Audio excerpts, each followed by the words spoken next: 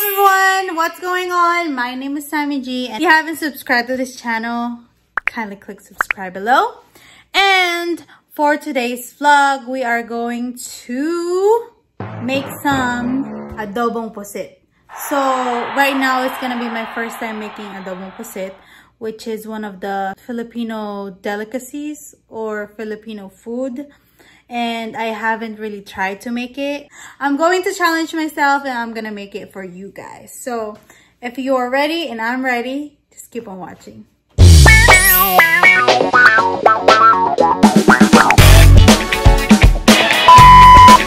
Hello everyone, so if you're ready, I'm gonna show you the basic ingredients of this adobo pusit, which is I got 2 small onions, which is this is like a native onions in the Philippines, which is just small ones, and it's more flavorful than the other one, which is the biggest ones that we always get from other stores here in USA, which is here in America, which is like the big old onions. And I also have a garlic, so I'm gonna use all of this garlic right here. And we also have pusit, which is this kind of like octopus, like mini baby octopus, and pretty much there's like 1.5 pounds on this bowl right now. And I'm also gonna use another soy sauce. You can use any soy sauce, whatever you guys like or whatever you guys use in your home. And I also have vinegar, which is I love dato puti, which is very good and one of the main vinegar in the Philippines. So if you're ready, let's go. So right now I'm gonna be preparing the garlic. So you just break them.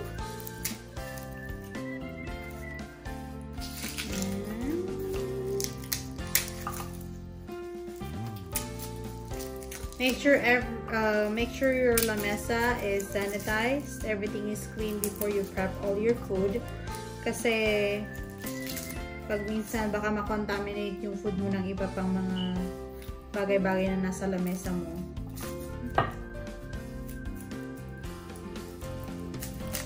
I really like this kind of onion. I mean, depende sa iyo kung gusto mong lagyan ng onion or sibuyas ang adobo mo. Sa akin, sometimes binalagyan ko kasi yung sibuyas is nagpapatamis pa ng konti, or it gives more flavor sa adobo, which is hindi ko pa nga na-try.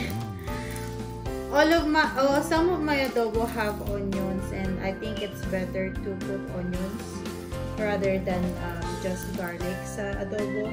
Depende sa inyo kung anong, kung anong gusto nyong gamitin sa recipe nyo. Remember, just showing how I cook it, and then you're still the boss of your kitchen.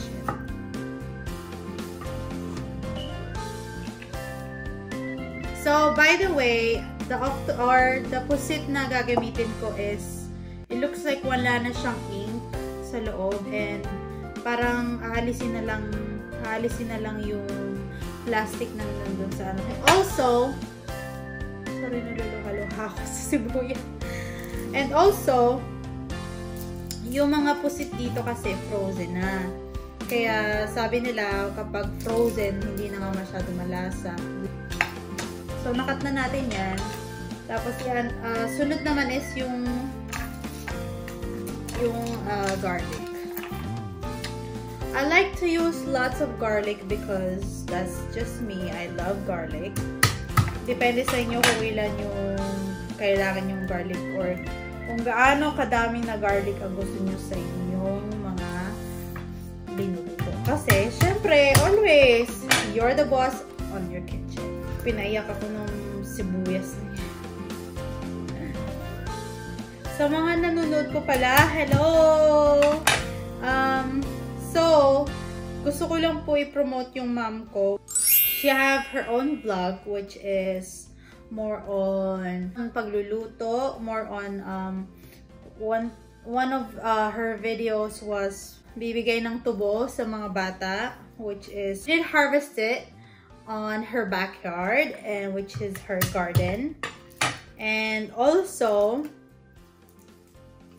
she also have educational things. Nagbibigay siya ng another kaalaman sa mga plant mommies about other things. So if you want to watch her vlog, I will put it on the description below, and hopefully you guys subscribe to her channel as well, because I believe that my mom have a great videos that's gonna be in the future, because she have more talents that I have.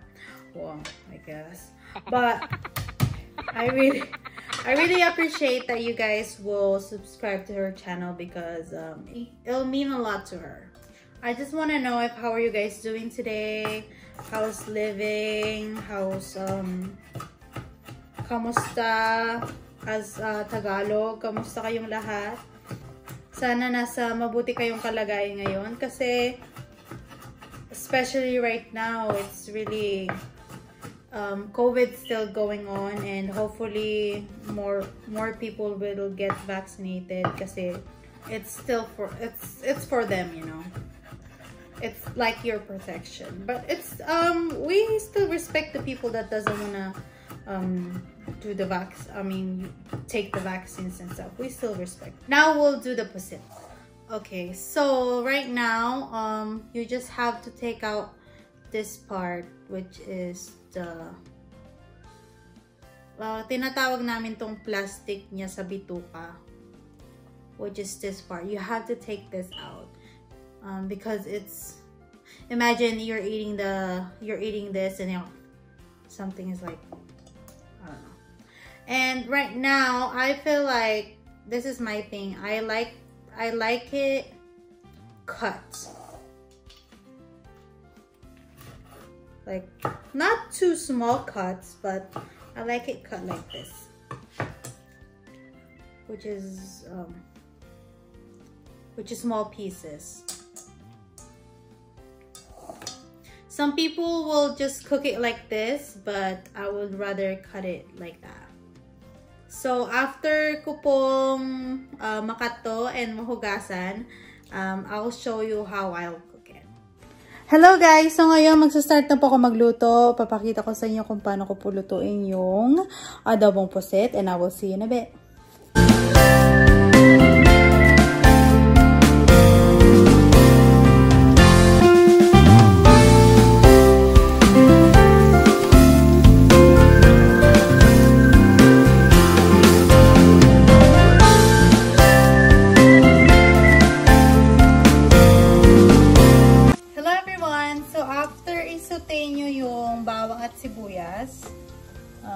Ilagay na po natin yung pusit.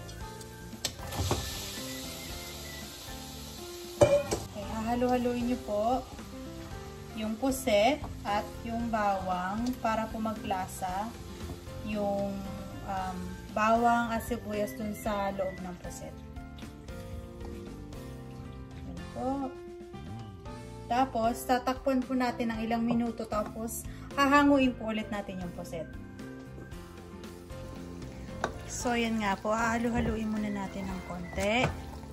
Tapos, mga after 1 minute po, aalisin na po natin itong puset. Tapos, ilalagay po natin sa isang lalagyan. And then, gagawin na po natin yung sauce. Nilagay ko na po sa ibang lalagyan yung puset. Ngayon, lalagyan na po namin ng half soy sauce. Half a cup of suka. Make sure po na huwag nyo pong haluin. Konting paminta. At konting asin.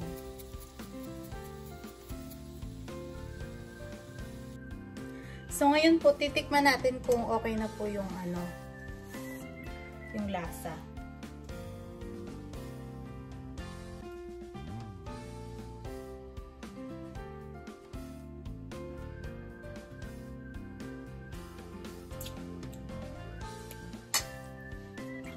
Medyo naramihan ko po ng suka, pero okay lang. Medyo maasim. So, ngayon po, lalagyan ko po siya ng konting asukal. to make it a little bit of sweet. Kunti lang po.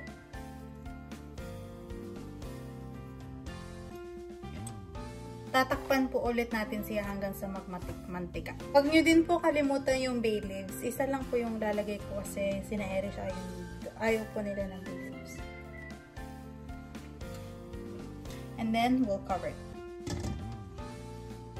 After a few minutes po, you can see like kumukulo na po siya. Titikman po ulit natin yung sauce kung okay na po.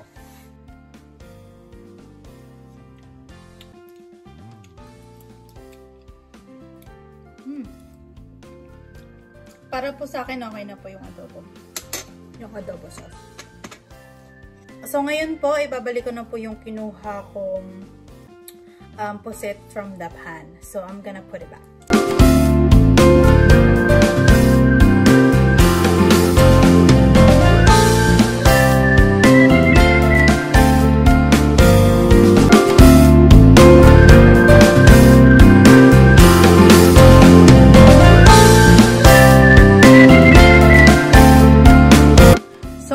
Since nalinagay ko na po yan and kumukulo na po siya, pwede na po natin i-turn off yung kalan and i-cover na lang po natin siya. And after that, after a few minutes, let's say 15 minutes, okay na po siyang kainin. Thank you!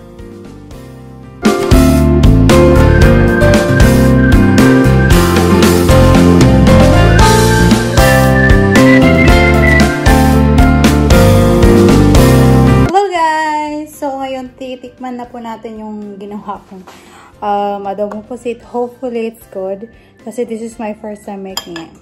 Okay? Let's see.